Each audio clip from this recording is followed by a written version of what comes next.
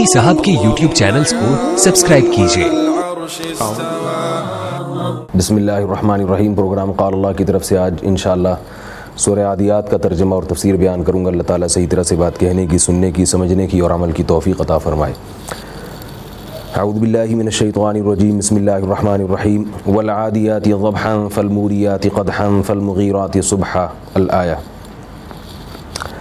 वल आदियात, आदिया अरबी में दौड़ने वाले घोड़ों को कहा जाता है, यानी हर दौड़ने वाली चीज़ को कहा जाता है, लेकिन यहाँ मुराद है घोड़े।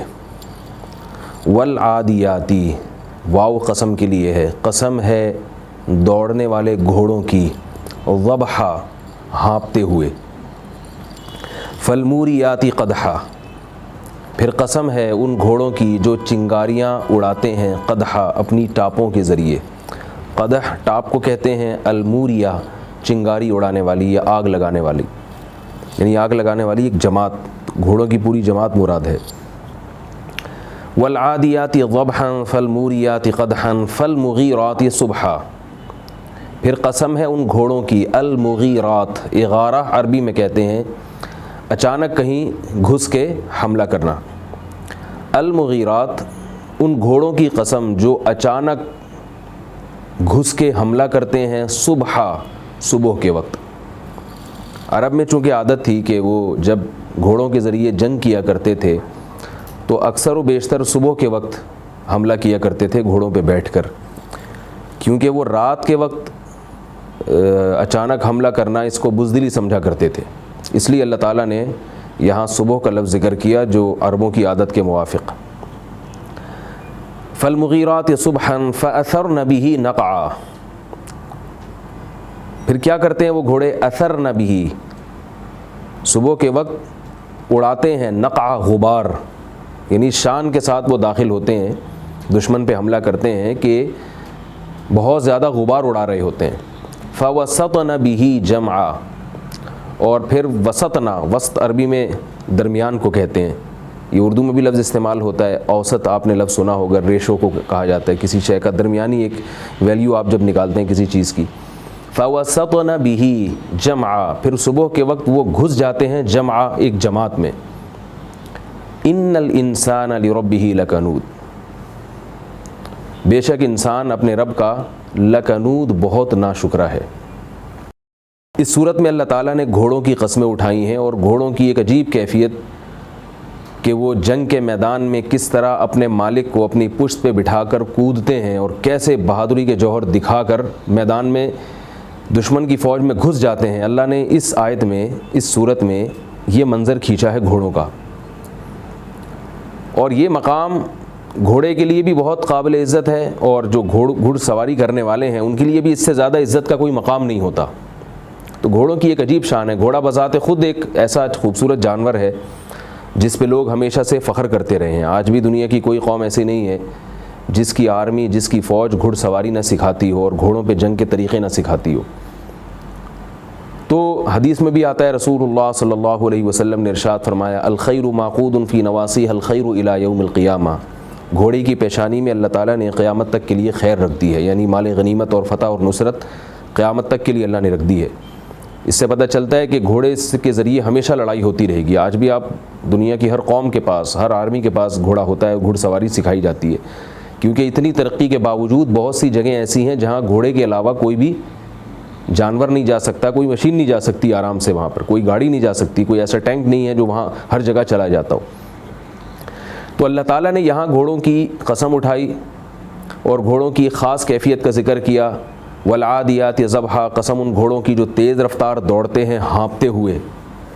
फल मूरियात क़दहा, चिंगारियाँ उड़ाते हैं। ये भी एक घोड़े की शान है, इतनी ज़ोर से वो पत्थर पे पाँव मारता है कि उसमें रात के वक्त अगर आप देखें तो बाकायदा चिंगारियाँ नज़र आती हैं। फल मुग़ीरात सुबहा, फिर वो सुबह के वक्त अचानक घुस के हमला करते हैं। फ़अथरन बिही नक़आ फ़वसतन बिही जमआ, बेपनाह गुबार उड़ाते हैं। और सुबह के वक्त गुबार उड़ना ये इस बात की दलील है कि घोड़ा बहुत ही शान के साथ दुश्मन की फ़ौज में दाखिल होता है, क्योंकि सुबह के वक्त ज़मीन का गुबार बैठा हुआ होता है, तो उस वक्त भी इतना गुबार उड़ाते हैं। और फिर फ़वसतन बिही, दरमियान में घुस जाते हैं। ये भी एक बहादुरी की बात है ورنہ جب لڑائی بہت سخت ہوتی ہے تو انسان کی کوشش ہوتی ہے وہ کنارے کنارے سے ہی لڑائی کی کوشش کرے، مگر گھوڑا اس کی پرواہ نہیں کرتا، وہ دشمن کی فوج میں گھس جاتا ہے۔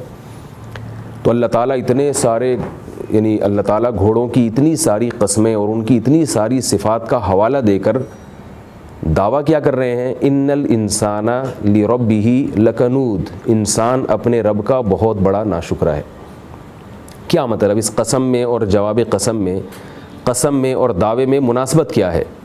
مناسبت یہ ہے کہ جو انسان گھوڑے کو پالتا ہے اس انسان کا گھوڑے پر اتنا بڑا احسان نہیں ہے جتنا خالق کائنات کا انسان پر احسان ہے۔ اس کے باوجود گھوڑا اپنے مالک کے ساتھ جو وفا کرتا ہے وہ انسان اپنے حقیقی مالک کے ساتھ ویسی وفا نہیں کرتا۔ اللہ نے انسان کو جو رزق دیا اور جو رزق اللہ نے جانور کے لیے گھوڑے کے لیے پیدا کیا، انسان صرف اس رزق کو تقسیم کرتا ہے، یعنی گھوڑے کو انسان جو رزق دیتا ہے وہ اللہ کی عطا ہے جو انسان صرف تقسیم کر رہا ہے۔ اس تقسیم کے باوجود گھوڑا اپنے مالک سے کتنی وفا کرتا ہے کہ اگر مالک اسے میدان جنگ میں کودنے کا کہتا ہے تو وہ ہانپتا ہوا، غبار اڑاتا ہوا ایک پوری شان و شوکت کے ساتھ وہ دشمن کی فوج میں گھس جاتا ہے، کبھی پیچھے مڑ کے نہیں دیکھتا اور مالک کو مایوس نہیں کرتا۔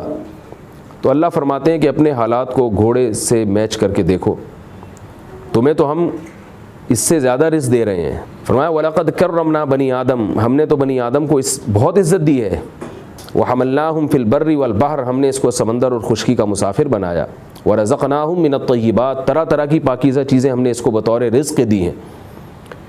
اور کس قدر بے تحاشا کتنی زیادہ نعمتیں اللہ نے انسان کو دی ہیں۔ تو اللہ فرماتے ہیں کہ اللہ انسان کو جب کسی کام کا حکم دیتے ہیں تو انسان اس کی اس طرح سے بجا آوری نہیں کرتا جس طرح سے گھوڑا اپنے مالک کا حکم مانتا ہے۔ اس لیے فرمایا ان الانسان، بے شک انسان، لربہ، اپنے مالک کے لیے، لکنود، بہت ناشکرا ہے۔ عربی میں دو لفظ استعمال ہوتے ہیں، ایک لفظ ہے کفور اور ایک ہے کنود، دونوں کا مطلب ناشکرا۔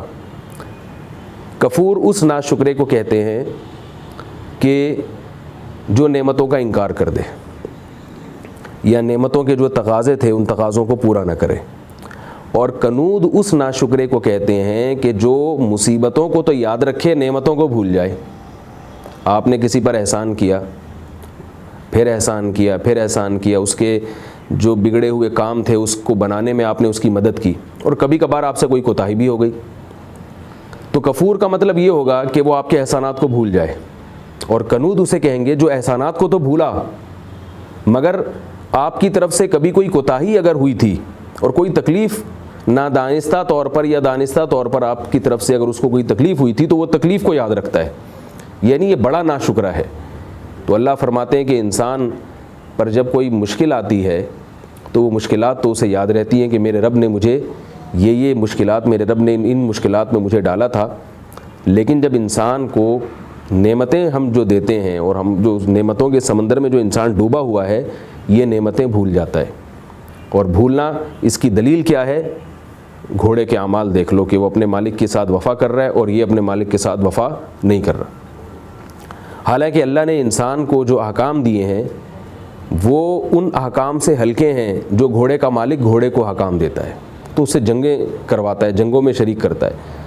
تو ہر ایک پر کے لیے جہاد کی نوبت نہیں آتی مسلمان میں، ہر ایک کو میدان جنگ میں کودنے کے مواقع نہیں ملتے، لیکن اس سے کم درجے کے مواقع، اس سے کم یعنی اس سے آسان احکام جو ہیں وہ تو ہر ایک کو ان سے واسطہ پڑتا ہے، تو ہم اس سے آسان احکام بھی پورے نہیں کر سکتے۔ آگے فرمایا وَإِنَّهُ عَلَى ذَلِكَ لَشَهِيدٌ، اور انسان اپنی اس صفت پر گواہ بھی ہے۔ اگر انسان اپنے حالات پر غور کرے تو وہ خود یہ بات جانتا ہے، یعنی یہ ثابت کرنے کے لیے ہمیں قسمیں اٹھانے کی ضرورت نہیں ہے، گھوڑوں کا حوالہ دینے کی ضرورت نہیں ہے، بلکہ انسان اگر اپنے حالات پہ غور کرے تو اسے خود اندازہ ہو جائے گا کہ وہ اپنے رب کا بہت بڑا ناشکرا ہے۔ وہ اللہ تعالیٰ نے یہاں دو دلائل دیے ہیں، فرمایا کہ ایک تو خود تم غور و فکر کر کے بیٹھو، غور و فکر کرو تو تمہیں خود اپنی اس حالت کا اندازہ ہو جائے گا کہ رب نے تمہیں کیا حکام دیے اور تم ان کی کیسی وجہ آوری کر رہے ہو۔ بہت سے لوگ تو رب کو مانتے ہی نہیں ہیں، اس لیے کافر سب سے زیادہ ناشکرا ہوتا ہے اللہ تعالیٰ کا، کیونکہ وہ اللہ کے وجود کو نہیں مانتا۔ اگر اللہ کے وجود کو مانتا ہے تو اس کے ساتھ شرک کرتا ہے، غیروں کو شریک کر لیتا ہے۔ آپ کو کسی نے کوئی نعمت دی, آپ اس نعمت کی نسبت کسی دوسرے کی طرف اگر کر دیں تو جس نے نعمت دی ہے اس کو کتنا غضب آئے گا اور کتنا غصہ آئے گا اس کو. اس لیے اسلام میں سب سے زیادہ ناشکرہ کافر کو قرار دیا گیا ہے, جو رب کے ساتھ کسی کو شریک کرے یا رب کی تعلیمات ہی کا انکار کر دے سرے سے. دوسرے نمبر پہ جو ناشکرہ ہے وہ مسلمان ہے جو ایمان تو لاتا ہے مگر اللہ کے احکامات کو پورا نہیں کرتا اور اس میں بہانے بناتا ہے. گھوڑا تو بہانے نہیں بناتا لیکن انسان بہانے بناتا ہے اور وہ بہانے بنا کے اپنے رب کے حکم سے دور بھاگتا ہے.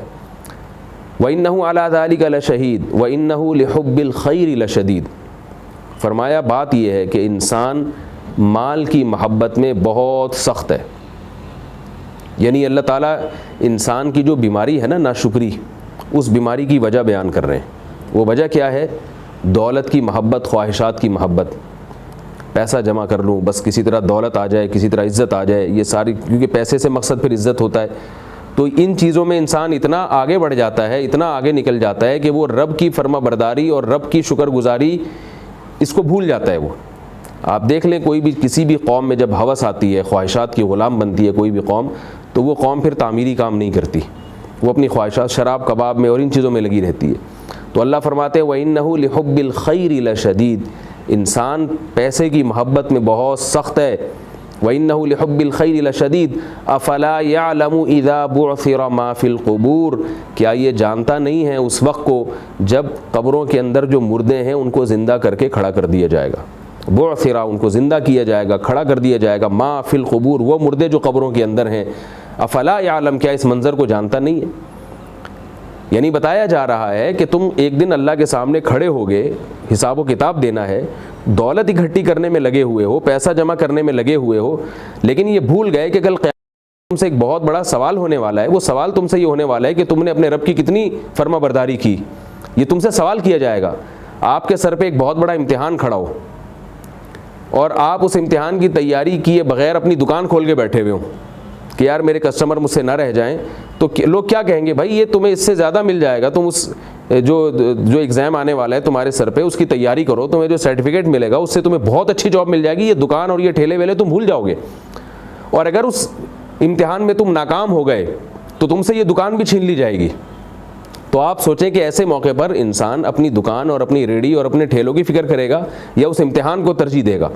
تو اللہ فرماتے ہیں کہ انسان کیا یہ نہیں جانتا کہ کل قیامت کا ایک دن آنے والا ہے جس دن اسے اس سوال کا جواب دینا ہے کہ گھوڑے کو تم نے کھلایا پلایا, اس نے تمہاری فرما برداری کی, تو میں نے تمہیں اس سے زیادہ کھلایا پلایا, میں نے تمہیں اس سے زیادہ عزت دی, تم نے میری فرما برداری کیوں نہیں کی؟ کیا اس سوال کے لیے تم نے تیاری کر رکھی ہے کہ نہیں کر رکھی؟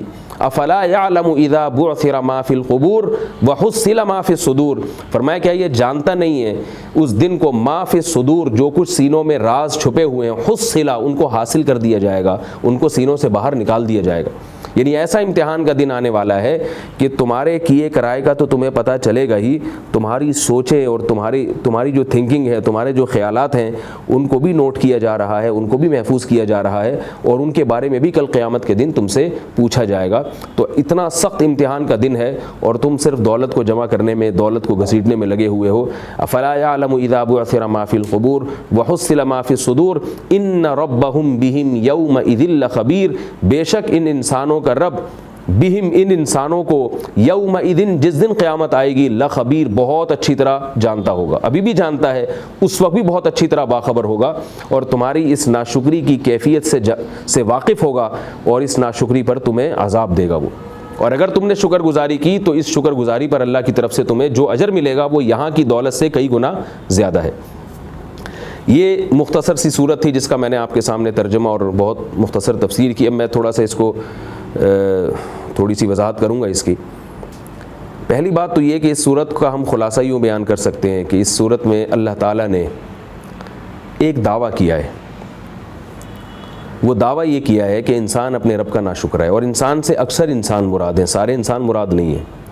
پیغمبر یا پیغمبروں کی تعلیمات کو فالو کرنے والے اس فہرست میں داخل نہیں ہیں, لیکن چونکہ اکثریت کا یہی حال ہے تو ایک عربی کا ایک مقولہ ہے, للاکثری حکم الکل. جب اکثریت کسی خاص صفت کے ساتھ موصوف ہوتی ہے تو وہ کل ہی سے اس کو تعبیر کیا جاتا ہے. یہ ہر لغت میں ایسا ہوتا ہے. آپ نے دیکھا ہوگا نا، لوگ کہہ رہے ہوتے ہیں بھائی تمہارے بچے آج کل دیکھو کیا کرتے پھر رہے ہیں، حالانکہ سارے بچے خراب نہیں ہوتے، لیکن اگر زیادہ بچے آپ کے خراب ہیں تو لوگ کیا کہتے ہیں، یار اس کے تو بچے خراب ہیں۔ ایک آدھ بچہ خراب ہو، زیادہ صحیح ہو، تو کبھی لوگ نہیں کہتے کہ اس کی اولاد خراب ہے، لوگ کہتے ہیں بھائی ایک بچہ بگڑا ہوا ہے۔ لیکن اگر زیادہ بچے آپ کے خراب ہیں، ایک دو صحیح ہیں، تو لوگ کیا کہتے ہیں، یار اس کی اولادیں بگڑی ہوئی ہیں۔ تو اسی طرح قرآن میں بھی یہ تعبیر استعمال ہوئی ہے کہ انسان ناشکرا ہے، یعنی انسانوں کی اکثریت ناشکریہ۔ تو ایک تو اللہ تعالیٰ نے اس میں دعویٰ کیا ہے جس کا میں نے تذکرہ کیا، دوسرا اس دعوے کی اللہ نے ایک دلیل پیش کی ہے، گھوڑوں کا عمل، اس کی بھی میں تفصیل بیان کر چکا ہوں۔ اور وہ جو دعویٰ اللہ نے کیا ہے وہ حقیقت میں بتایا کہ انسان کے اندر ایک مرض ہے ناشکری کا، اس مرض کا اللہ نے اس صورت میں اس کا سبب بیان کیا کہ وہ مرض ہے کیوں، اور پھر اس کا علاج بیان کیا۔ مرض کیا ہے؟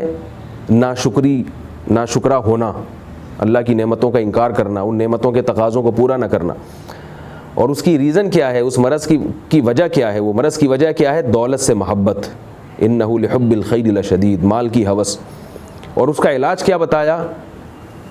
قبر کی فکر کرنا، آخرت کی فکر کرنا، کیونکہ انسان کے دل میں جو مال کی محبت آتی ہے تو اس سے ناشکری تو خود بخود پیدا ہوتی ہے، کیونکہ جب آپ پیسے کی ہوس میں لگے رہو گے تو کہاں آپ کو نماز کا خیال آئے گا، کہاں آپ کو زکوٰۃ کا خیال آئے گا، کہاں آپ کو غربا اور مساکین کو کھلانے کا خیال آئے، آپ تو کہو گے یار سارا میں جمع کر رہا ہوں کسی طریقے سے۔ تو آخرت کی فکر آپ کے اندر کیا پیدا کرے گی؟ مال کی محبت کو ختم کرے گی۔ قبر سے آپ کو پتہ ہے کہ بھائی ایک دن ختم ہونے والا ہے۔ اب ہم دیکھتے ہیں، حیران ہوتے ہیں، 60-70 سال کی ایج ہو گئی، اس میں بھی لوگ کروڑوں روپے کی جائیدادیں بنا رہے ہیں، خرید رہے ہیں۔ بھائی آپ اپنی ایج کو دیکھیں، اپنی عمر کو دیکھیں، آپ کتنے سال مزید زندہ رہیں گے؟ آپ اسے کھا پی کے ختم کریں، کھا نہیں سکتے تو صدقہ کر دیں یا کچھ اولاد کو دے دیں، ان کو اس کے لیے کہہ دیں کہ بھائی آج سے تمہارا ہو گیا۔ لیکن ہوس ایسی چیز ہے کہ انسان ہر چیز کو یاد رکھتا ہے مگر قبر کو یاد نہیں رکھتا، مرنے کے لیے تیار ہی نہیں ہے۔ نبی صلی اللہ علیہ وسلم کی سیرت ہمیں کیا ملتی ہے؟ آپ صلی اللہ علیہ وسلم نے فرمایا کہ میری مثال اس سوار کی طرح ہے، اس مسافر کی طرح ہے جو کسی سواری پہ جا رہا ہو، کراکب استظل تحت شجرۃ، کوئی سوار ہو جو کسی درخت کے نیچے آرام کرنے کے لیے لیٹ گیا ہو۔ اب وہ درخت کے نیچے آرام کرنے کے لیے لیٹ گیا، اس کو پتہ ہے کہ میں نے تھوڑی دیر بعد یہاں سے کوچ کر جانا ہے۔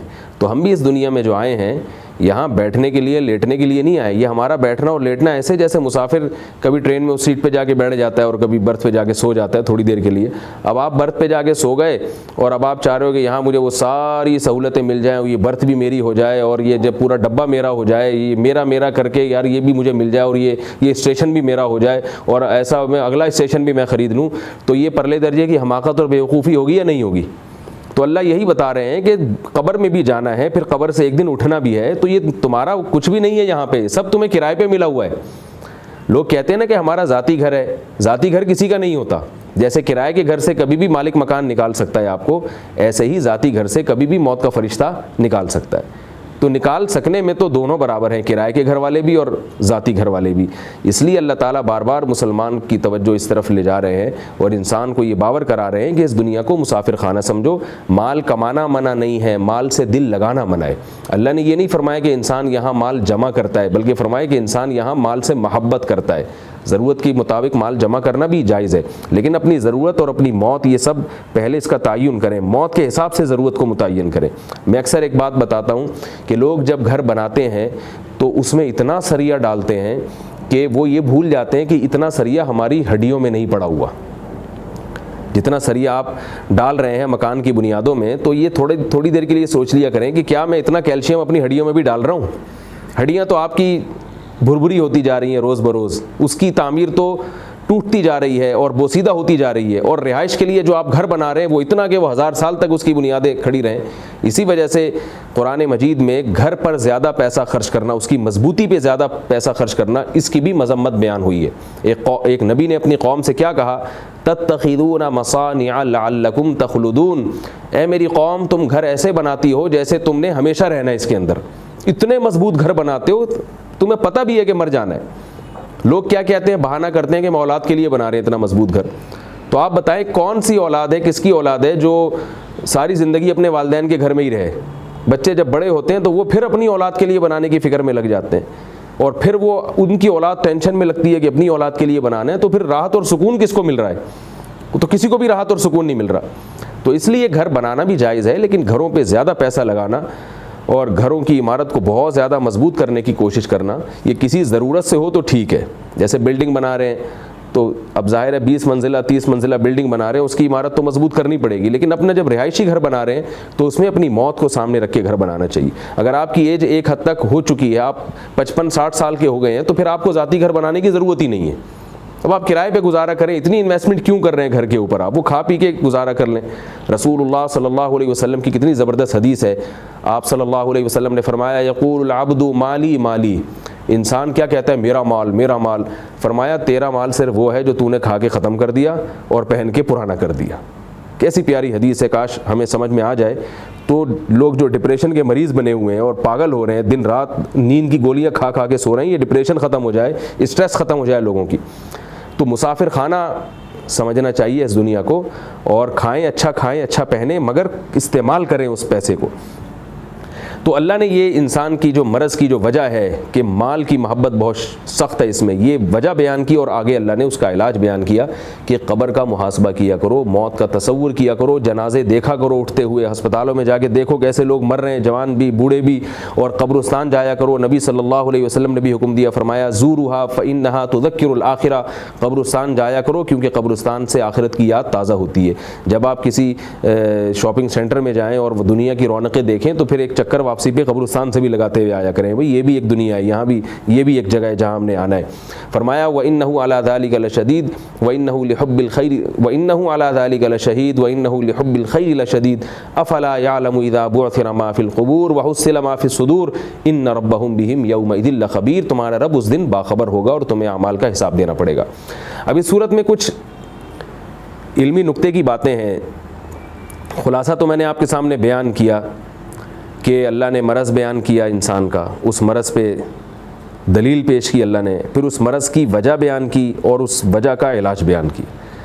بہترین ڈاکٹر وہی ہوتا ہے جو کسی مریض کے مرض کی تشخیص کرے کہ بیماری یہ ہے، اور پھر اس کو ثابت کرے بھائی تمہاری یہ بیماری کی یہ رپورٹ ہے، دیکھو اس میں یہ لکھا ہوا ہے کہ تمہارے میں کولیسٹرول بڑھا ہوا ہے، شوگر لیول بڑھا ہوا ہے، یہ میں نہیں کہہ رہا، یہ رپورٹ کہہ رہی ہے، اور پھر اس کا علاج بتائے، اس مرض کی وجہ بتائے کہ تمہیں شوگر کیوں ہے، کہ میں تمہیں کتنے عرصے سے کہہ رہا ہوں کہ بھائی چینی سے پرہیز کرو، تو یہ وجہ ہے، اور اس کا علاج کیا ہے کہ بھائی نیچرل میٹھا کھاؤ، یا وہ چیزیں جو نیچرل جن میں مٹھاس ہے ان چیزوں کی طرف آؤ، اس کا آلٹرنیٹ بتا دیا گیا۔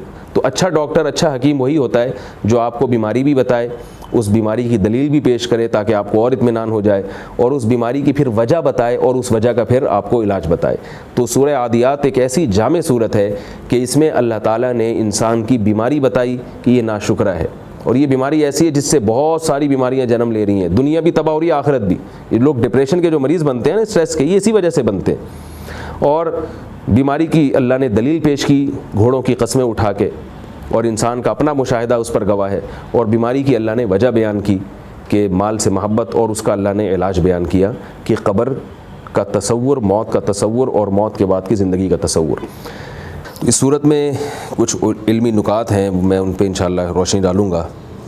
پہلی بات تو یہ کہ اللہ تعالیٰ نے گھوڑوں کی جو قسم اٹھائی ہے، تو ظاہر ہے گھوڑوں کی ایک نوعیت کی تعریف کی ہے اس میں اللہ تعالیٰ نے، ان کی صفت کو ہائی لائٹ کیا ہے۔ تو وہ صفت کیا ہے؟ وہ صفت یہ ہے کہ اپنے مالک کی وفا میں اپنی جان کو ہلاکت میں ڈالنا۔ اس سے یہ پتہ چلتا ہے کہ طبیعت کے خلاف چلنا یا مشکل کام کرنا، یہ چیز قابل تعریف ہے، ہاں بشرطے کہ وہ کام مفید ہو، اس کا یعنی رزلٹ اس کا اچھا ہو۔ ہم دن بھر میں جو کام کرتے ہیں ان میں بہت سارے کام ایسے ہیں جو ہماری طبیعت کے موافق ہوتے ہیں، ہم کھانا بھی کھاتے ہیں، ہمارا دل چاہ رہا ہوتا ہے، ہم سوتے بھی ہیں کیونکہ ہمارا دل چاہ رہا ہوتا ہے، ہم گپ شپ بھی لگاتے ہیں چونکہ ہمارا دل چاہ رہا ہوتا ہے۔ تو یہ وہ چیزیں نہیں جن پہ ہم قابل تعریف بن جاتے ہیں۔ ہم تعریف کے لائق اور قابل اس وقت بنتے ہیں جب ہم وہ والا کام کریں جو ہماری طبیعت کے خلاف ہو لیکن اس کا رزلٹ اچھا ہو۔ اس کام میں ہم کیا بنتے ہیں؟ ایسا کام کرنے سے ہم قابل تعریف بنتے ہیں اپنی طبیعت کے خلاف۔ تو یہ کوئی کمال نہیں ہے کہ جو آپ کا دل چاہ رہا ہے وہ آپ کر رہے ہیں، بلکہ کمال کیا ہے کہ جو آپ کا دل نہیں چاہ رہا آپ وہ کام کر رہے ہیں، یعنی دل کے خلاف چل رہے ہیں آپ، لیکن اس میں نے پہلے بتایا کہ وہ بشرطے کہ اس دل کے خلاف چلنے والا کام جو ہے وہ اچھا کام ہو۔ وہ بہت سارے کام ایسے ہوتے ہیں جو آپ کا دل نہیں چاہ رہا ہوتا اور وہ ہوتے بھی غلط ہیں۔ آپ کو کسی نے کہہ دیا کہ فلاں کو جا کے قتل کر کے آؤ، آپ کا دل نہیں چاہ رہا، اب آپ کہیں کہ بھئی میرا چونکہ دل نہیں چاہ رہا لہٰذا میں پھر بھی یہ کام کروں گا تو میں قابل تعریف بن جاؤں گا، تو یہ حماقت کی بات ہے۔ تو ایسا اچھا کام جس کا آپ کا دل نہیں چاہ رہا اس پہ اجر بھی شریعت میں زیادہ ملتا ہے اور آپ اس سے قابل تعریف بھی بنتے ہیں، وہ کام لائق تحسین ہوتا ہے۔ اس کی حدیث میں مثال ملتی ہے، رسول اللہ صلی اللہ علیہ وسلم نے ارشاد فرمایا کہ جو شخص قرآن مجید میں ماہر ہے اور وہ قرآن کی تلاوت کرتا ہے وہ مقرب فرشتوں کے ساتھ ہوگا قیامت کے دن، لیکن جو قرآن اٹک کے پڑھتا ہے اس سے پڑھا نہیں جاتا، اس کے باوجود پڑھتا ہے، تو آپ صلی اللہ علیہ وسلم نے فرمایا اسے 2 اجر ملتے ہیں، یعنی اسے قرآن مجید کی تلاوت کا دگنا اجر ملتا ہے۔ کیوں اجر مل رہا ہے؟ کہ اس کا دل نہیں چاہ رہا اور اس کو مشکل ہو رہی ہے، مگر وہ اللہ کو خوش کرنے کے لیے وہ مشکل کام کر رہا ہے۔ اسی طرح علماء نے لکھا ہے کہ گرمیوں میں روزہ رکھنے کا ثواب زیادہ ہے کیونکہ اس میں مشکل زیادہ ہے، اور بھی اس کی حدیث میں بہت ساری مثالیں ملتی ہیں۔ حدیث میں آتا ہے کہ بزدل آدمی کو جہاد کرنے کا ثواب زیادہ ملتا ہے کیونکہ اس کا تو دل نہیں چاہتا نا، بہادر آدمی کو تو بعض دفعہ اس کی تو طبیعت کہہ رہی ہوتی ہے کچھ بہادری کے جوہر دکھاؤں میں۔ تو ہم جو دن بھر بہت سارے کام یہ کہہ کے جان چھڑا لیتے کہ یار ہمارا دل نہیں چاہ رہا، ہماری طبیعت نہیں اس طرف مائل ہو رہی، تو ہمیں یہ سوچنا چاہیے کہ اللہ تعالیٰ تو ایسے کاموں کی تعریف کرتے ہیں کہ جو کام اچھے ہیں اور آپ کا کرنے کا دل نہیں چاہ رہا، تو وہ کام کرنے سے آپ بھی اللہ کی نظر میں قابل تعریف بن جائیں گے اور لوگوں کی نظر میں بھی آپ قابل تعریف بن جائیں گے۔ دوسری بات ہمیں یہ پتہ چلتی ہے اس صورت میں کہ اللہ تعالیٰ نے جو انسان کے بارے میں فرمایا کہ انسان بڑا کنود ہے، ناشکرہ ہے، اور کنود کی میں نے آپ کو بتائی حضرت حسن بصری رحمہ اللہ سے جو تاریخ منقول ہے کہ کنود جو مصیبتوں کو یاد رکھے اور راحتوں کو بھول جائے، نعمتوں کو بھول جائے، تو یاد رکھیں کنود کی بالکل اپوزٹ ہے شکور۔ تو اس کے بھی درجات ہیں، ایک شکر گزاری یہ ہے کہ نعمتوں کو آپ یاد رکھیں، اور ایک شکر گزاری کا اعلیٰ درجہ یہ ہے کہ نعمتوں کو یاد رکھیں اور پریشانیوں کو بھول جائیں۔ آپ کے والدین نے آپ پر کیا احسانات کیے آپ کو یہ تو یاد ہے، والدین سے جو کوتاہیاں ہوئی وہ آپ بھول جائیں، تو یہ اعلیٰ درجے کی شکر گزاری ہے کہ آپ کے بڑوں کی طرف سے، آپ کے محسنین کی طرف سے اگر آپ کو کوئی تکلیف پہنچی ہے تو وہ بھول جائیں۔ آپ نے ایک مشہور مقولہ سنا ہوگا نا، نیکی کر دریا میں ڈال، یعنی نیکی کر کے بھول جا کہ تو نے اپنی نیکیوں کو بھول جائیں اور دوسرے کی نیکیوں کو یاد رکھیں، اپنی کوتاہیوں کو یاد رکھیں اور دوسرے کی کوتاہیوں کو بھول جائیں۔ ہمیں پیغمبروں کی سیرت میں یہی کچھ ملتا ہے۔ حضرت یوسف علیہ السلام کے بارے میں سورہ یوسف میں ہے کہ ان کے بھائیوں نے ان کو کنویں میں ڈالا، پھر وہ کنویں سے نکلے، پھر ان پہ تہمت لگی، پھر جیل میں گئے، کیا پورا ان کے ساتھ جو کچھ آزمائشیں ہوئیں، پھر آخر میں اللہ نے ان کی اپنے والدین سے ملاقات کروائی۔ تو قرآن مجید کے الفاظ ہے کہ جب یوسف علیہ السلام اپنے والد محترم سے اور اپنے والدین سے ملاقات کی ہے تو یوسف علیہ السلام جو اپنی کہانی سنا رہے ہیں ماضی کی، اس میں ہم دیکھتے ہیں کہ نعمتوں کا تذکرہ تو آ رہا ہے، پریشانیوں کا تذکرہ نہیں آ رہا۔ مثلا یہ ذکر کر رہے ہیں قد اخرجنی من السجن، کہ میرے رب نے مجھے جیل سے نکالا۔ حالانکہ جیل میں جانا بھی تو ایک ٹینشن تھی نا، ایک مصیبت تھی۔ جیل میں جانے کا تذکرہ نہیں ہو رہا، جیل سے نکلنے کا تذکرہ ہو رہا ہے۔ اور یہ یعنی ہم سورہ یوسف کو جب مطالعہ کرتے ہیں نا تو اور وَجَاءَ بِكُم مِّنَ الْبَدْوِ مِن بَعْدِ أَن نَّزَغَ الشَّيْطَانُ بَيْنِي وَبَيْنَ إِخْوَتِي، اے میرے والد، میرے اور میرے بھائیوں کے درمیان شیطان نے حسد ڈال دیا تھا۔ شیطان نے یعنی وہ برائی کی نسبت شیطان کی طرف کر کے نا بھائیوں کو گویا بچا لیا اس سے۔ حالانکہ بھائیوں نے جیلسی میں، حسد میں کتنا بڑا جرم کیا تھا، اپنے سگے بھائی کو کنویں میں ڈال دیا۔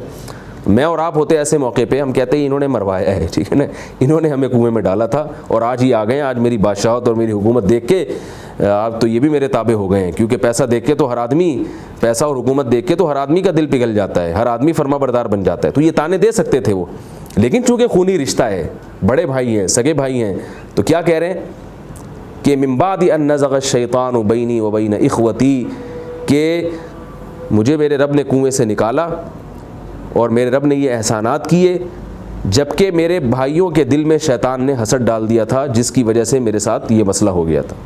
تو بھائیوں کی طرف اس کی نسبت نہیں کی جا رہی ہے۔ تو یہ ہے پیغمبروں کی سیرت کہ اگر برائی کا تذکرہ بھی کر رہے ہیں تو ایسے انداز سے کہ سامنے والے پر برائی نہ آئے، کیونکہ جب معاف کر دیا تو معاف کر دیا۔ حضرت یوسف علیہ السلام نے اپنے بھائیوں سے کہہ دیا تھا لا تثریب علیکم الیوم، سب معاف کر دیا میں نے پچھلا، کوئی گناہ نہیں ہے اب تم پر، کوئی حرج نہیں ہے، کوئی انتقام نہیں ہے۔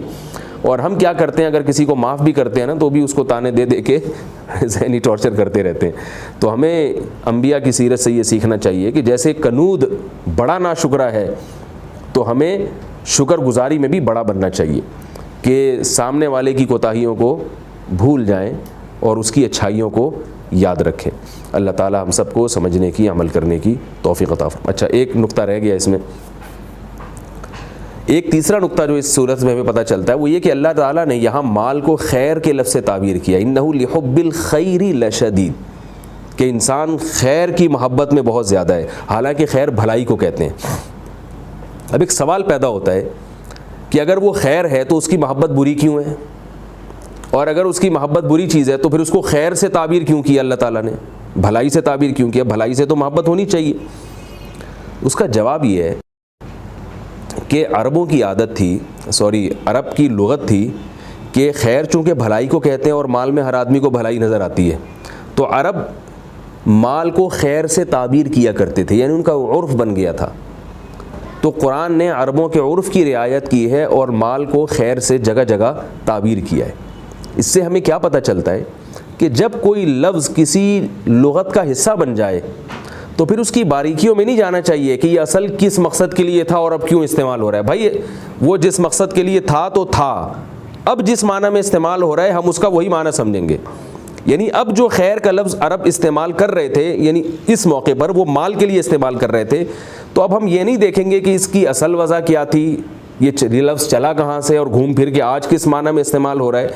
تو لغت ان چیزوں سے آزاد ہوتی ہے، لغت یہ دیکھتی ہے کہ اب یہ قوم اس لفظ کو کس معنی میں استعمال کر رہی ہے۔ تو اس سے وہ حلیم اور دلیم کا مسئلہ بھی حل ہو گیا۔ لوگ کہتے ہیں حلیم چونکہ اللہ تعالیٰ کا نام ہے لہذا اس کو دیکھ کے لیے استعمال کرنا غلط ہے۔ تو بھائی اللہ تعالیٰ کا نام ہے لیکن اب وہ استعمال کس معنی میں ہو رہا ہے؟ اردو میں کس معنی میں استعمال ہو رہا ہے؟ اردو میں جہاں وہ اللہ کے لیے بھی استعمال ہو رہا ہے، لیکن جب سیاق و سباق ہو، کھانے پینے کی چیزوں کی بات چل رہی ہو تو وہ حلیم کے لیے استعمال ہوتا ہے۔ اب اس میں یہ منطق جھاڑنا کہ جناب وہ چونکہ وہ حلم کا معنی تو بردباری ہے اور وہ اللہ کی صفت ہے، تو بھائی لغت جو ہے نا چونکہ اور چنانچہ نہیں دیکھتی۔ لغت میں جب کوئی لفظ جس لفظ کے لیے وضع ہو گیا اور استعمال ہو گیا تو اب اس کا وہی مطلب ہے، اس کا اور کوئی مطلب نہیں۔ اس کی مثال ہے جیسے لفظ موسیٰ، ایک اللہ کے جلیل القدر پیغمبر کا نام ہے موسیٰ، لیکن عربی میں موسیٰ کا لفظ بلیڈ اور استرے کے معنی میں استعمال ہوتا ہے۔ جس بلیڈ سے سر مونڈا جاتا ہے اس کو استرا کہتے ہیں۔ فقہ کی کتابوں میں جگہ جگہ یہ لفظ ہمیں ملتا ہے کہ بھائی حاجی جب جو ہے نا احرام کھولے گا تو وہ موسیٰ کے ذریعے اپنے سر کے بال کو صاف کرے گا۔ تو جیسے فقہا نے وہاں لفظ موسیٰ کے استعمال کی نہ صرف اجازت دی بلکہ استعمال بھی کیا۔ اب نئے جو طلبہ آتے ہیں تو وہ کہتے ہیں کہ یار یہ تو موسیٰ علیہ السلام کا نام ہے، تو بھائی موسیٰ علیہ السلام کا جب نام کے طور پر استعمال ہوتا ہے تو کسی کا ذہن بھی اس بلیڈ کی طرف نہیں جاتا، اور جب آپ بات چل رہی ہو بالوں کی اور احرام کی تو فوراً ایک ذہن میں موسیٰ علیہ السلام کا کبھی تصور بھی نہیں آتا۔ تو ہمارے یہاں بعض لوگ الفاظوں میں لوگوں کو الجھا دیتے ہیں، اسی سے لفظ خدا کا مسئلہ بھی حل ہوا۔ بعض حضرات کی یہ رائے ہے کہ لفظ خدا کے یہ معنی ہے اور یہ معنی ہے، تو بھائی جو بھی معنی ہے، اب خدا کا لفظ کس معنی میں استعمال ہو رہا ہے؟ اب خدا گاڈ کے معنی میں استعمال ہو رہا ہے، اللہ کے معنی میں استعمال ہو رہا ہے، لہذا خدا کا لفظ وہ بھی جائز ہے اس کا استعمال۔ ہاں یہ ضرور ہے کہ لفظ اللہ وہ زیادہ بہتر ہے، کیونکہ اللہ تعالیٰ نے اپنے لیے جو لفظ استعمال کیا قرآن میں جگہ جگہ وہ لفظ اللہ استعمال کیا ہے، تو لفظ اللہ کا استعمال کرنا بہتر ہے، اس میں تو دو رائے نہیں ہو سکتی، لیکن لفظ خدا کا استعمال بھی جائز ہے۔ اسی سے یہ مسئلہ بھی حل ہوا۔ یہ جو لوگ کہتے ہیں ٹائی کا استعمال ناجائز ہے کیونکہ ٹائی صلیب کا نشان ہے، کیونکہ اس کو عیسائیوں نے ایجاد کیا ہے، بھائی تھا کسی زمانے میں صلیب کا نشان ہوگا، ممکن ہے، ہمیں اس کی تحقیق نہیں ہے، لیکن اگر تھا بھی اب دنیا میں ٹائی کو کہیں بھی صلیب کا نشان نہیں سمجھا جاتا۔ تو اس لیے ٹائی کے ناجائز ہونے کی یہ دلیل دینا کہ یہ اس کی وجہ یوں ہوئی تھی اور اس کا یہ مقصد تھا، تو وہ سارے تھے جب تک یہ اس معنی میں ہو رہے تھے تو اس وقت تک تو اس کو ناجائز کہیں گے۔ اب کوئی بھی ٹائی سے ہی نہیں تصور، کوئی ٹائی لگا کے آ رہا ہو تو کہیں بھی آپ کا ذہن نہیں جاتا کہ یہ کوئی عیسائیوں کا شعار ہے، لہذا ٹائی کو اس بنیاد پہ ناجائز کہنا بھی غلط ہے۔ کلچر ہے ایک قوم کا، اور علماء نے یہاں ایک اور مسئلہ بیان کیا ہے کہ یہ جو مشابہت حرام ہے غیر مسلموں کی، یہ جب تک حرام ہے جب تک وہ کام غیر مسلموں کا شعار سمجھا جاتا ہو، یعنی آپ وہ کام کر کے ایسا لگ رہا ہو کہ دیکھنے والا سمجھے کہ آپ اسی قوم کے ہیں، لیکن اگر وہ کام اتنا کامن ہو جائے کہ وہ ان کا شعار نہ رہے تو پھر اس کام کا کرنا ناجائز نہیں رہے گا، کیونکہ وہ اس قوم کا شعار نہیں رہا۔ اس کی مثال ہے جیسے پہلے میز کرسیوں پہ کھانا، جب بر صغیر میں انگریز آیا ہے تو مسلمانوں میں عادت تھی نیچے دسترخوان بچھا کے کھانا کھانے کی، اور گورے کیا کرتے تھے، وہ ٹیبل پہ بیٹھ کے کھانا کھاتے تھے۔ تو اس وقت علماء نے فتویٰ دیا تھا کہ میز کرسی پہ بیٹھ کے کھانا کھانا حرام ہے، اس لیے کہ یہ گوروں کا شعار ہے، کیونکہ اس وقت کوئی بھی مسلمان ایسا نہیں کرتا تھا۔ اگر کوئی کر رہا ہوتا تو دیکھنے میں وہ انگریز لگ رہا ہوتا تھا، خام خامی ان کی نقل. لیکن جب ایک چیز کا رواج پڑ گیا تو علماء نے فتویٰ دیا بھی میز کرسی پہ کھانا جائز ہے، کیونکہ اتنا رواج ہو گیا اس کا کہ اب آپ اس سے دیکھنے سے یہ نہیں لگتا کہ آپ عیسائی ہیں. کوئی بھی آپ کو آ کے یہ نہیں کہے گا کہ آپ کیا کرسچن ہو جو آپ میز کرسی پہ کھانا کھا رہے ہو. تو جب ایک چیز ایک قوم کا شعار نہیں رہتی، وہ کامن ہو جاتی ہے، تو وہی ناجائز چیز بعض دفعہ جائز بن جاتی ہے. اللہ تعالی ہم سب کو سمجھنے کی، عمل کرنے کی توفیق عطا فرمائے.